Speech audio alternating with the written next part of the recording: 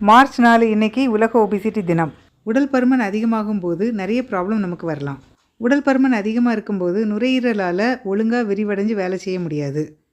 உடல் பருமன் அதிகமாக உள்ளவங்க தூங்கும்போது அந்த ரெஸ்பிரேட்டரி கண்ட்ரோல்ஸ் ஒழுங்காக வேலை செய்யாததுனால அவங்களுக்கு மூச்சு விடாத நிலைமை, அதை ஆப்னியா வரலாம்.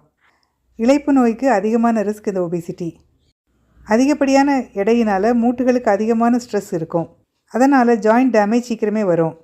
அதிகமான உடல் பருமன் இன்சுலின் ரெசிஸ்டன்ஸ் உண்டாக்குறதுனால டைப் 2 டயபெட்டிஸ் வரும். இன்சுலின் ரெசிஸ்டன்ஸ்னால யூரிக் ஆசிட் சிறுநீரகம் வழியோடி ஒழுங்காக எக்ஸ்க்ரீட் ஆகாது, அதனால் கவுட் வரும். உடல் பருமன்னால் சிறுநீரகத்துடைய ஃபங்க்ஷன்ஸும் பாதிக்கப்படும். உடல் பருமன் அதிகமாகும் போது கொழுப்புகளில் ஆல்ட்ரேஷன்ஸ் இருக்கும், அதனால் இருதய நோயும் வரும்.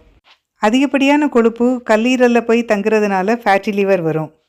உடல் பருமன் அதிகமாகும் பொழுது கொழுப்புக்கும் பைல், அதாவது பித்த நீருக்கும் இடையில உள்ள பேலன்ஸ் ஆல்டர் ஆகும். அதனால் பித்தப்பையில் கற்கள் உண்டாகும்.